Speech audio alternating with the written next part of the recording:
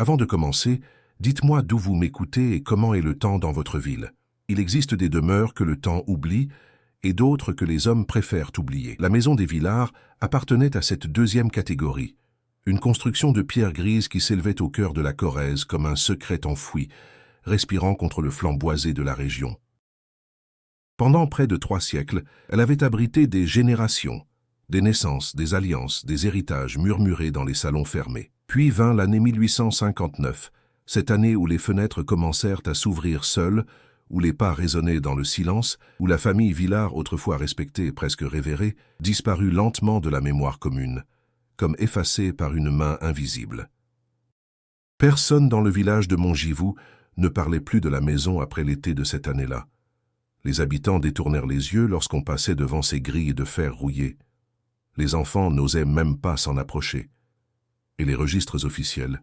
Ils restaient curieusement silencieux sur les derniers mois de la famille, comme si quelque chose ou quelqu'un avait jugé que certaines vérités ne devaient jamais voir la lumière. Ce qui suit est ce qu'on murmure encore à voix basse quand le vent se lève au-dessus de la Corrèze. C'est l'histoire de ce qui s'est vraiment passé dans cette maison, ou du moins ce qu'il en reste. Le mois d'avril 1859 avait revêtu la Corrèze de cette teinte grise-verte particulière aux régions montagneuses du centre de la France. La brume restait accrochée aux forêts de chênes et de châtaigniers bien après le lever du soleil, créant une atmosphère d'entre-deux mondes, où le réel et l'imaginaire semblaient se disputer chaque coin d'ombre.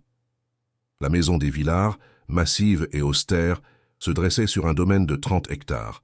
Ses murs, construits à l'époque de Louis XIV, avaient en vue défiler les siècles sans s'en émouvoir. Elle comportait 3 étages, une tour nord tournée vers les bois et des fenêtres qui ne s'ouvraient jamais ou ne devaient jamais s'ouvrir. C'était l'une des rares règles tacites de la demeure, transmise de maître à maître, de gouvernante à gouvernante. Ces fenêtres du 3e étage, celles de la tour nord, resteraient à jamais closes. Personne ne savait pourquoi, personne n'osait le demander. Le marquis Henri-Claude de Villars était mort 3 ans plus tôt, laissant la responsabilité de la maison à son fils aîné, Thomas-Édouard. Thomas-Édouard avait 42 ans, une barbe grise soigneusement taillée, et la réputation d'un homme juste, sinon austère. Il gérait ses terres avec une main ferme mais équitable. Il assistait à la messe chaque dimanche. Il payait ses domestiques à l'heure dite. Il était, en somme, le type même du propriétaire terrien respectable que toute région cultivée peut s'enorgueillir de posséder. Sa femme, Marguerite Élise, était d'une beauté discrète, le genre de beauté qui vieillit bien, qui s'approfondit plutôt qu'elle ne s'efface. Elle avait 53 ans mais en paraissait 40. On disait qu'elle lisait beaucoup, qu'elle commandait des livres de Paris, que certaines nuits on voyait la chandelle brûler dans sa chambre jusqu'aux petites heures. Elle parlait peu, souriait rarement, mais lorsqu'elle vous regardait, on avait l'impression étrange d'être vraiment vue, vraiment compris. Leurs 3 enfants vivaient encore à la maison. L'aîné, Lucien, avait 29 ans et travaillait pour l'administration préfectorale à Tulle. Il venait peu à la maison, préférant la vie urbaine, les cafés, les discussions politiques. Il représentait l'avenir, le progrès, l'évasion de cet univers figé. La cadette, Armance, avait 27 ans et n'était pas mariée. Un fait remarquable et légèrement scandaleux pour l'époque. Elle vivait à la maison, peignait à l'aquarelle, correspondait avec des amis à Paris et possédait cette sorte d'indépendance féministe qui inquiétait vaguement le village. Enfin, il y avait Étienne, le Benjamin, qui n'avait que 18 ans et qui portait en lui cette mélancolie propre à la jeunesse aristocratique, belle, tourmentée, incertaine de ce qu'il serait un jour. Le personnel était composé de 7 domestiques permanents. Lucienne, la gouvernante âgée d'une 60aine d'années, qui servait la famille depuis 40 ans. Georges, le valet de chambre de monsieur, Margot et Lisette, les servantes, Benoît, le jardinier et gardien des domaines, Francine, la cuisinière, et Léopold, l'homme à tout faire, à qui l'on confiait les tâches les plus ingrates et les plus éloignées de la maison. C'est Léopold qui remarqua le premier que quelque chose changeait. Il avait l'habitude de vérifier les serrures chaque soir, une tâche que personne ne lui demandait explicitement, mais que tous acceptaient comme faisant partie de sa charge. C'était un homme d'environ 50 ans, avec des mains calleuses et un visage que le travail extérieur avait tanné. Il ne savait ni lire ni écrire, mais possédait cette intelligence pratique des hommes qui ont passé leur vie à observer la nature et les bâtiments. Ce fut par une nuit du 12 avril, alors que la lune était presque nouvelle et que les étoiles tremblaient à peine au-dessus de la Corrèze, que Léopold trouva la fenêtre du 3e étage grande ouverte. Il monta l'escalier étroit qui menait à la tour nord, tenant sa lanterne devant lui. L'air froid descendait du 3e étage, humide et chargé d'une odeur qu'il ne pouvait pas identifier. Quelque chose entre la poussière ancienne et une fleur fanée. La fenêtre, celle-là même que personne ne devait toucher, était ouverte sur la nuit. Les volets intérieurs, autrefois scellés, gisaient sur le sol, l'un d'eux légèrement fendu. Léopold referma la fenêtre avec des gestes lents, presque révérents. Son cœur battait sans raison. Il ne mentionna ce incident à personne. 2 jours plus tard, elle était de nouveau ouverte. Cette fois, il alla trouver Lucienne dans la cuisine. La gouvernante levait à peine du pétrin où elle préparait la pâte du pain. Elle écouta le récit de Léopold, son visage devenant progressivement plus pâle, jusqu'à ressembler à la pâte qu'elle malaxait. « C'est la 2e fois ?» demanda-t-elle. « Oui, madame. » Lucienne s'essuya les mains sur son tablier bleu. « Fermez-la. Fermez-la chaque soir, et ne parlez de cela à personne. Vous comprenez ?» Léopold comprenait, et il obéit. Mais les fenêtres continuèrent de s'ouvrir. À la fin du mois d'avril, Armance remarqua que sa mère était de plus en plus souvent dans la bibliothèque, que ses repas restaient intacts, que ses yeux prenaient cette teinte vitrée propre à ceux qui ne dorment pas. Un matin, alors que les 2 femmes prenaient le café ensemble dans le petit salon du rez-de-chaussée, Armance osa demander « Maman, allez-vous bien ?» Marguerite Élise regarda par la fenêtre vers les bois qui s'étendaient au-delà du domaine. « Oui, chère, j'ai simplement beaucoup de pensées qui occupent mon esprit en ce moment. » Des pensées agréables, un sourire sans joie effleura les lèvres de Marguerite Élise. Non, pas particulièrement. Elle posa sa tasse de café avec précaution, comme si elle risquait de se briser. « Armance, dites-moi, avez-vous jamais ressenti une présence, quelque chose qui était là, dans la pièce avec vous, mais que vous ne pouviez pas voir ? » « Maman, vous m'effrayez, dit Armance, bien qu'elle prît un ton léger. « Je ne cherche pas à vous effrayer, c'est une simple question. Non, je n'ai jamais ressenti cela. » Marguerite Élise hocha la tête, comme si cette réponse confirmait quelque chose. Elle regagna la bibliothèque et ne reparut que le soir pour le dîner, où elle mangea presque rien. En mai, les événements commencèrent à s'accélérer. Lucien revint de Tulle pour le week-end, ce qui était inhabituel, car il ne se montrait qu'1 fois par mois, et trouva la maison dans un état de tension sourde, une atmosphère d'attente que personne ne pouvait nommer.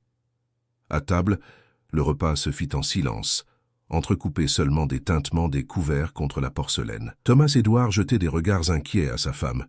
Étienne, pâle, avalait sa nourriture sans y goûter.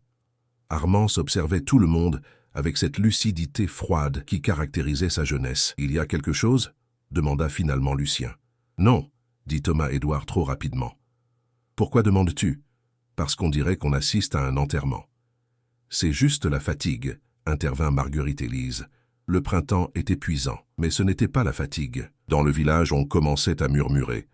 Francine, la cuisinière, avait une sœur qui travaillait comme blanchisseuse pour les Villars. Cette sœur rapportait que les draps étaient souillés d'une substance noirâtre, que les chemises se déchiraient comme si on les avait arrachées, que madame se levait la nuit et errait dans les couloirs. Ces ragots circulèrent d'abord parmi les domestiques, puis entre les commerçantes au marché, puis jusque dans les salons où on les colportait en baissant la voix. L'abbé Marchand, qui desservait la paroisse depuis 40 ans, remarqua que Thomas-Édouard était devenu un visiteur régulier à l'église, priant longuement après la messe, son visage creusé par une inquiétude qui ressemblait à de la culpabilité. Une fois, l'abbé l'aborda. « Mon fils, vous semblez porté par un grand poids. » Thomas-Édouard sursauta, comme si on l'avait tiré d'un rêve. « Père, pouvez-vous me dire, croyez-vous que Dieu puisse punir une maison ? Pas une personne, mais une maison elle-même. » L'abbé prudent répondit, « Dieu punir les hommes par les circonstances, par les épreuves. Mais je ne sais pas s'il punir les bâtiments. Pourquoi me posez-vous cette question ? » « Pas de raison particulière, » dit Thomas-Édouard, les yeux fuyants, une pensée qui m'a traversé l'esprit. Mais il ne revint pas à la messe le dimanche suivant. Juin arriva avec une chaleur anormale, comme si la région elle-même était fiévreuse. Les bois qui entouraient la maison prenaient une teinte d'un vert quasi sombre, oppressant. Les brumes matinales tardaient à se dissiper, accrochées aux pierres comme une malédiction. C'est au cœur du mois que les bruits commencèrent véritablement. Margot, l'une des servantes, entendit pour la première fois des pas dans le corridor du 2e étage, vers 3 heures du matin. Elle les entendit d'abord distinctement, la cadence régulière de quelqu'un qui marche. Elle retint son souffle, écoutant. Les pas passèrent devant sa porte, lents et délibérés. Elle se leva, son cœur frappant contre ses côtes comme un oiseau en cage, et ouvrit sa porte avec précaution. Le corridor était vide. Une chandelle brûlait à l'une des extrémités, jetant des ombres qui dansaient le long des murs. Les pas s'évanouirent quelque part vers l'aile est, là où se trouvaient les chambres privées de la famille. Elle attendit quelques minutes, puis se recoucha, les yeux grands ouverts jusqu'à l'aube. Lisette entendit les mêmes pas 3 nuits plus tard. Et Léopold, dormant dans sa chambre adjacente aux écuries, entendit quelque chose de pire. Non des pas, mais ce qui semblait être des mains qui grattaient le long des murs extérieurs, en bas, près du sous-sol. Un grattement lent et régulier, comme si quelque chose d'inhumain tentait de se frayer un chemin à travers la pierre. Lucienne, interrogée discrètement par Marguerite-Élise, confirma qu'elle aussi avait entendu. « C'est peut-être les rats », suggéra-t-elle, sachant que c'était un mensonge. « Non », dit Marguerite-Élise, « ce n'est pas des rats. » Pendant ce temps, Armance s'enferma dans la bibliothèque et commença à fouiller les archives familiales. Elle découvrit des lettres jaunes, datées de plus de 100 ans, écrites par des mains qui avaient longtemps poussière. Elle trouva des références cryptiques à l'affaire de 1732, à la chambre qui ne doit pas être ouverte, à une certaine mademoiselle Isabelle Rose qui était morte à la maison sans jamais le quitter, dont le nom avait été rayé de l'arbre généalogique familial. Elle trouva aussi, glissée entre les pages d'un recueil de poésie, une carte dessinée à la main montrant l'étage supérieur de la maison. Elle était annotée de notes fragmentaires. Ici, elle observe. La fenêtre du nord, ne pas la fermer. Si elle crie, on ne doit rien faire. Armance sentit le froid s'installer en elle, un froid qui venait de l'intérieur de ses os. Elle ne montra cette carte à personne. Étienne, lui, changea complètement de comportement. Autrefois jovial, enclin aux plaisanteries avec les domestiques, il devint silencieux, presque absent. On le voyait marcher seul dans les bois au crépuscule, revenant après les heures du dîner, son costume couvert de terre. Une fois, Lisette le trouva en train de murmurer quelque chose dans la chapelle privée de la maison, ses lèvres bougeant sans émettre aucun son audible, ses yeux fermés comme en transe. « Monsieur Étienne, allez-vous bien ?» demanda-t-elle, alarmée. Il ouvrit les yeux lentement, comme un homme sortant d'un profond sommeil. « Oui, pardonnez-moi. Je priais simplement. »« Pourquoi priez-vous » demanda Lisette, ne sachant pas pourquoi elle posait cette question. Étienne sourit, mais c'était un sourire vide, mécanique. Pour que tout cela finisse. À la mi-juillet, Thomas-Édouard déclara que la famille se retirerait temporairement à leur propriété secondaire dans le Limousin, histoire de laisser reposer la maison pendant les mois d'été. C'était un mensonge transparent. Personne dans la région n'avait d'autres propriétés secondaires, tant qu'elles auraient un besoin de réparation ou de nettoyage. Une résidence était soit habitée, soit pas. Mais on accepta cette explication, car elle était utile. Elle permettait à chacun de prétendre que rien d'extraordinaire n'était survenu. Avant de partir, Marguerite-Élise passa plusieurs heures dans la bibliothèque, enfermée à clé. Armance, qui l'écouta de l'autre côté de la porte, entendit sa mère se déplacer parmi les livres, écrivant quelque chose, puis brûlant apparemment certains documents dans la cheminée. Lorsque la porte s'ouvrit enfin, Marguerite-Élise était pâle comme une spectre, mais ses yeux brillaient d'une certaine résolution. « Armance, je voudrais que vous m'aidiez à quelque chose, » dit-elle. « Bien sûr, maman. Je voudrais que nous scellions la chambre du 3e étage, la tour nord. Je veux que les murs soient repeints, que les fenêtres soient bloquées de l'intérieur et que personne n'y entre jamais. » « Mais pourquoi ?» Marguerite-Élise posa une main sur la joue de sa fille. « Parce qu'il y a certaines douleurs qui sont plus faciles à oublier si on ferme les yeux, et certaines portes qui ne devraient jamais être ouvertes. » Elle n'en dit pas plus. Pendant les 3 jours précédant leur départ, des ouvriers vinrent de Tulle, envoyés discrètement par Thomas-Édouard. Ils murent les 3 fenêtres du 3e étage, construisant des briques au-delà du verre, créant un mur dans un mur, une absence totale dans l'absence. Ils repeignirent tout l'étage en blanc pur, couleur d'oubli. Le silence pendant qu'ils travaillaient était profond, occupé, comme si même les murs se concentraient pour se taire. Lorsque les ouvriers eurent terminé et furent repartis, Lucienne monta vérifier le travail. Elle monta seule, sans témoin. Quand elle redescendit 1 heure plus tard, ses cheveux gris semblaient avoir perdu toute couleur, et elle ne parla jamais de ce qu'elle avait vu. La famille partit le 20 juillet 1859. Les voitures les emportèrent vers le Limousin, traversant les bois de Corrèze jusqu'aux terres plus douces du sud. On les vit partir du village, et beaucoup remerciaient silencieusement cette absence. Mais il y a un détail qu'aucune archive n'enregistrait, qu'aucun témoin n'aurait osé rapporter officiellement. C'est que, sur le siège de la dernière voiture, à côté de Lucienne, il semblait y avoir une présence, une forme indistincte, perceptible, sans être visible, comme l'ombre d'une ombre. Léopold, qui regardait partir la voiture du portail, jura plus tard qu'il avait senti quelque chose de froid passer, un souffle qui n'avait rien de naturel. Mais peut-être était-ce simplement le vent du soir. La maison, une fois vide de ses habitants, sembla respirer d'un soupir de soulagement.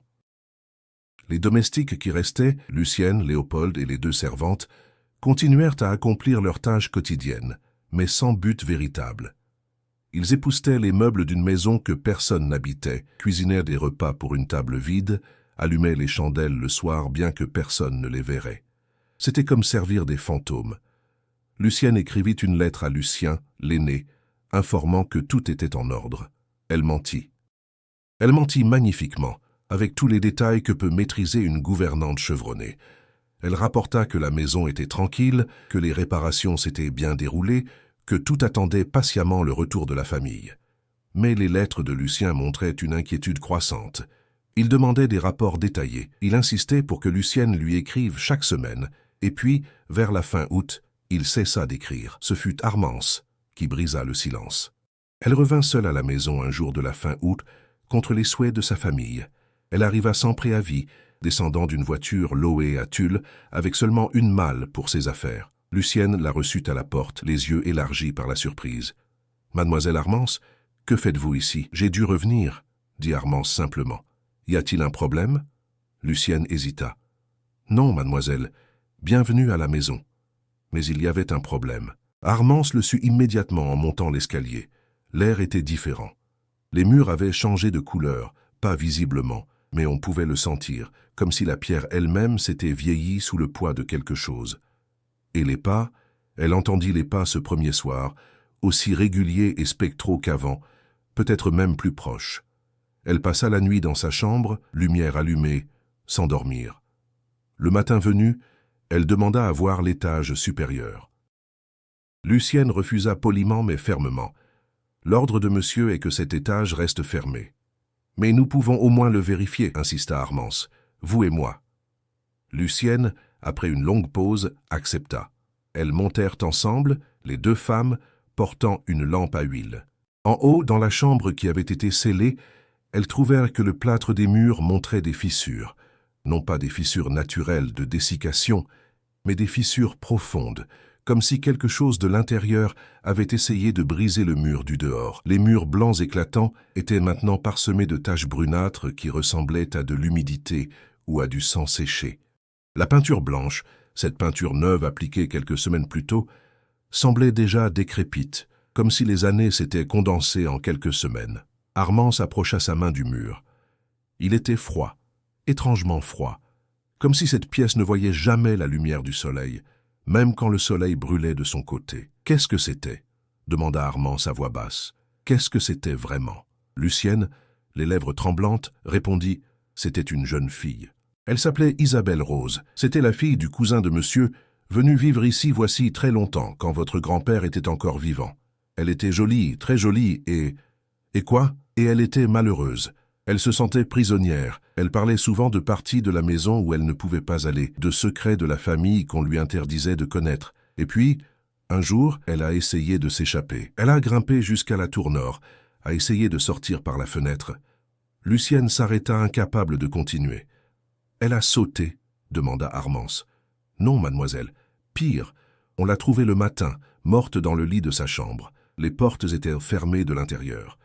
Les fenêtres aussi. Elle était simplement morte. Et quand on l'a enterrée, tous les documents ont disparu. Son nom a été rayé des registres. Et cette chambre est restée hantée, finit Armance. « Oui, mademoiselle. » Armance regarda autour d'elle, cherchant quelque chose, une preuve, une explication, quelque chose qui ferait sens. Mais il n'y avait rien à trouver, seulement l'absence, le silence, et cette sensation de présence qui semblait suinter des murs eux-mêmes. « On doit la laisser partir », murmura Armance. « Elle veut seulement être reconnue, être libérée. »« Comment libère-t-on un fantôme, mademoiselle ?» Armance ne répondit pas. Elle ne savait pas. La famille revint à la fin de septembre, quand les feuilles commençaient à tourner aux roues et à l'or. Armance entendit les voitures gravir l'allée le jour de leur arrivée, entendit les voix dans le hall d'entrée, et elle sut immédiatement que quelque chose avait changé chez eux. Ils étaient plus silencieux, plus fantomatiques qu'avant de partir. Marguerite Élise avait maigri, sa beauté devenant presque transparente. Thomas-Édouard avait développé un tic au coin de l'œil, un tremblement involontaire qui suggérait une tension nerveuse intense. Étienne ne quittait jamais sa chambre avant midi, et quand il le faisait, ses yeux ne parvenaient pas à se focaliser sur autre chose que les murs. Seul Lucien semblait préserver une apparence de normalité, bien que Armance remarquât qu'il ne dormait plus à la maison. Il prenait une voiture vers Tulle après le dîner et ne revenait que le matin. Il fuyait.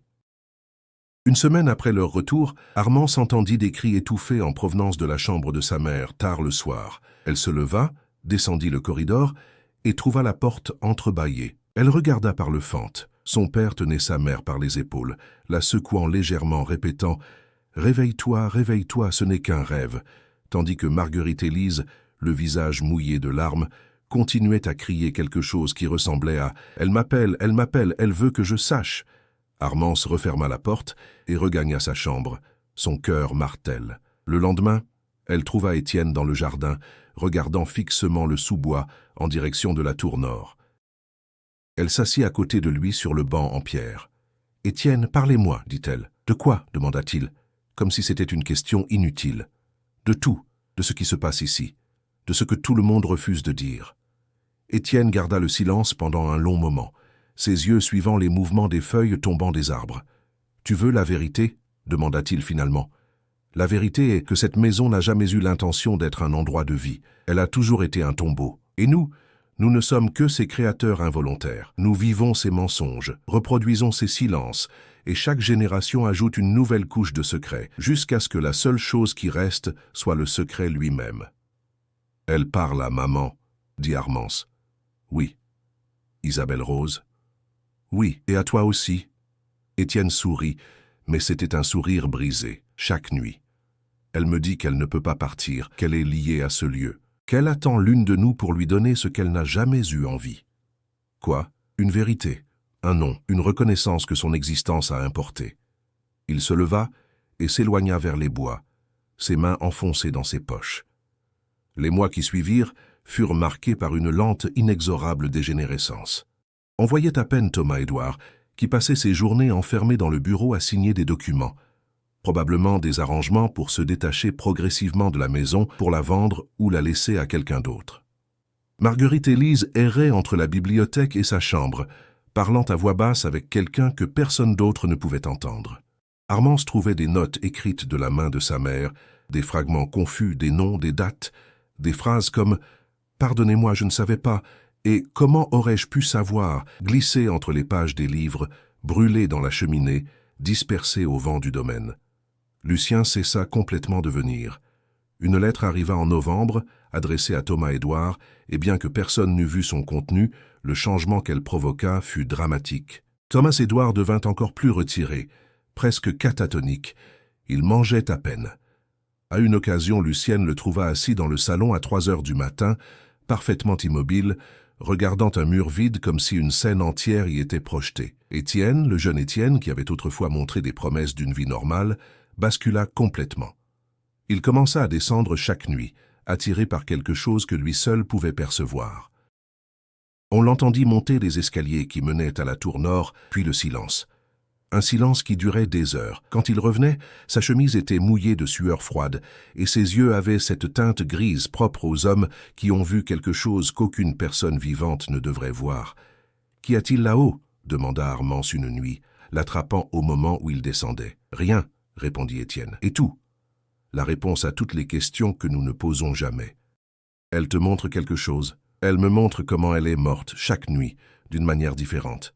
comme si elle essayait d'expliquer quelque chose que les mots ne peuvent pas contenir, comme si elle voulait que je comprenne que cela aurait pu être évité. Pourquoi? Parce que quelqu'un aurait dû remarquer, quelqu'un aurait dû voir qu'une jeune fille disparaissait lentement, quelqu'un aurait dû oser dire la vérité plutôt que d'écrire des mensonges dans des registres officiels. Armance sentit le poids de cette accusation silencieuse. Elle savait maintenant, en regardant son frère, qu'elle voyait un jeune homme en train de se noyer en eau profonde. Il y avait quelque chose dans ses yeux qui n'était pas entièrement humain, quelque chose qui avait commencé à être capturé par la présence dans la tour. Elle agit. Le 15 décembre 1859, Armance convoqua l'abbé Marchand à la maison. Elle le rencontra à la porte, avant même qu'il ne franchisse le seuil, et lui parla directement, sans détour, sans ménagement.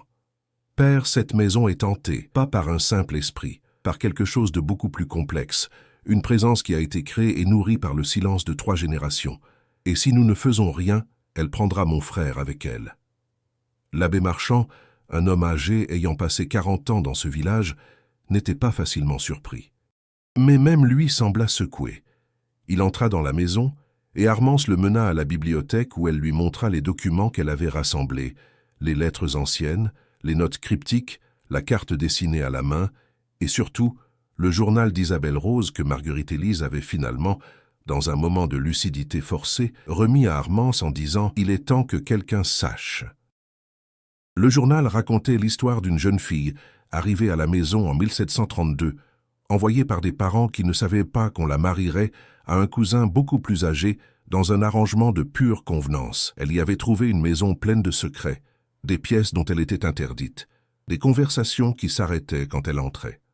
Elle avait écrit qu'elle se sentait piégée, qu'elle sentait quelque chose de mal dans les murs, que chaque nuit elle entendait des bruits dans les couloirs, des voix qui l'appelaient par son nom. Et puis, le dernier enregistrement, datant de septembre 1732, était écrit avec une main tremblante. « Je ne peux plus supporter ce poids. Je dois partir de cette maison ou mourir, l'une ou l'autre. » 3 jours après cette entrée, Isabelle Rose était morte, trouvée dans son lit, fenêtre fermée, porte fermée, aucune blessure, aucune explication. L'abbé posa le journal avec délicatesse. « Dieu du ciel !» murmura-t-il. « Elle ne s'est pas tuée, » dit Armance, « mais on l'a laissée se laisser mourir, et c'est le poids de ce silence qui la retient ici. »« Que proposez-vous » demanda l'abbé. « Nous devons l'admettre, » dit Armance. « Nous devons reconnaître publiquement ce qui s'est passé. Nous devons donner à Isabelle Rose le nom et le respect qu'on lui a refusé. » Cette nuit-là, l'abbé Marchand monta à l'étage supérieur, seul, avec son bréviaire et son eau bénite. Il n'avait jamais participé à un vrai exorcisme. Ces phénomènes surnaturels qu'on lui avait enseignés à l'église dataient de l'époque des saints, pas du 19e siècle. Mais il savait que le mal n'avait pas d'époque et que le silence pouvait être aussi corrosif que n'importe quel démon. Ce qu'il entendit, lors de cette nuit solitaire, il ne l'expliqua jamais à personne. Il en sortit profondément changé, les cheveux un peu plus gris, les yeux un peu plus compréhensifs.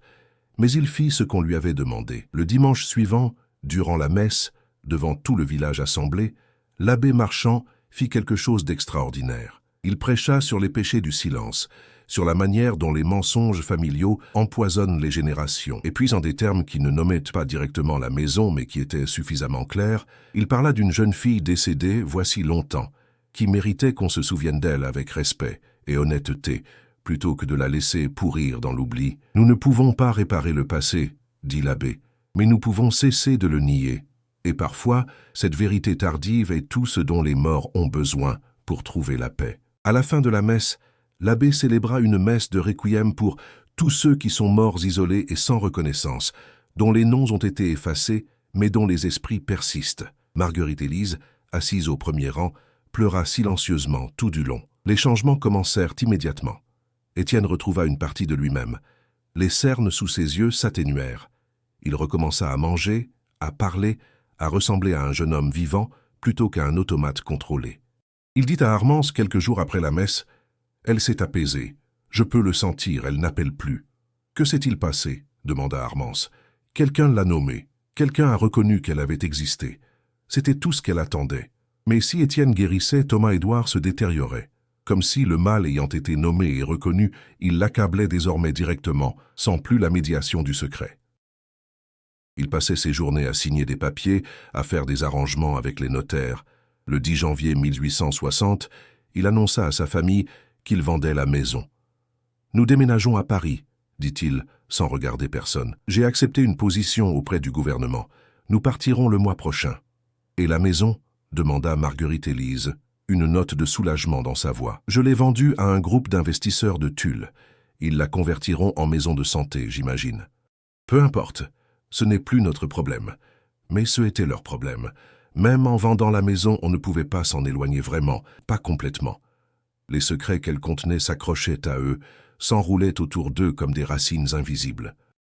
Lucien, se rendant compte de ce qui allait se passer, écrivit une lettre au gouverneur de la région, une lettre soigneusement rédigée qui ne révélait rien explicitement, mais qui suggérait fortement que la maison des Villars devrait être documentée, que certains de ses secrets devraient être archivés, que l'histoire ne devrait pas être complètement effacée.